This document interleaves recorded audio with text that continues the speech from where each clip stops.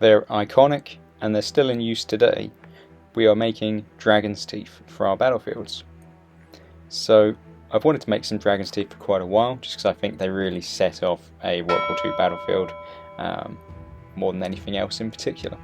So I was having a quick look online and came across a STL file for free on Cult 3D by 1-Bit Pixel, so definitely go and give him a look up if you're looking for some dragon's teeth yourself.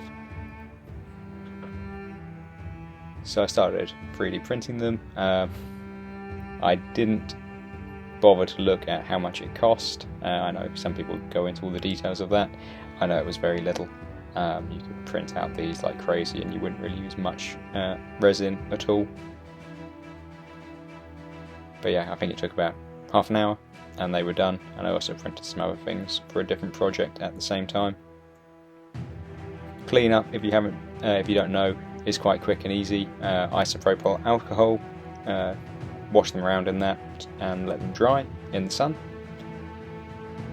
Then next up I gave them their base coat, and that's German field grey from Game Colour, and I just really splashed that on as much as I needed to, just to give them all that good sort of grey concretey base coat.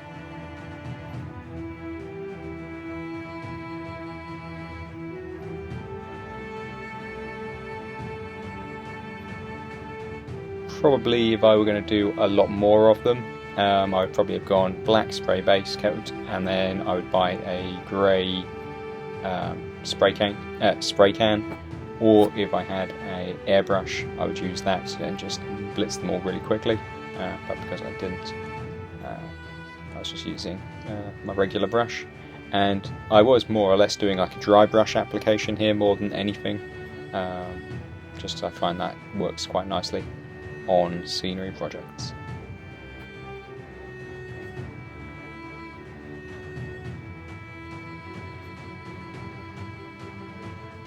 So as we're talking about World War II things, I am ready now with the Italians and the World War II Russians that were requested by you guys, so they will be coming along as soon as I get around to printing them and then painting them, but they are definitely on the list now. They've kind of moved up to the next stage, so don't worry about it, they will be coming. So next up I just used a homemade dark brown wash to put over the top of them.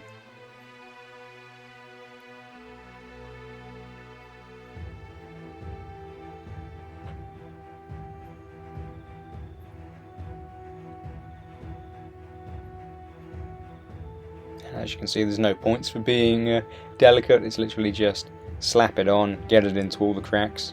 Yeah, that's the thing I love about washers. You don't need to be careful.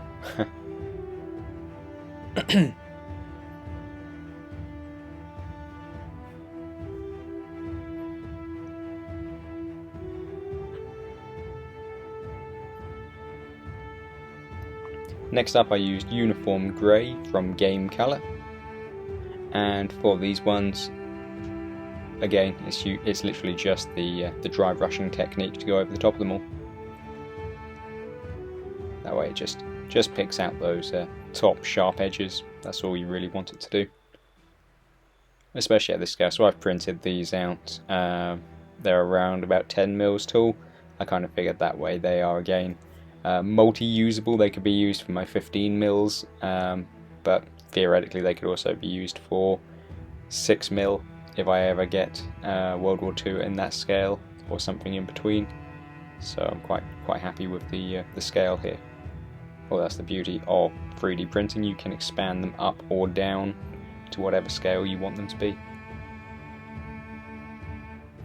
I think these are supposed to be 28 mil. Then I applied a bit of flock around the bases just to give them that finishing touch, and I think they've actually come out pretty well. And then put them on the table.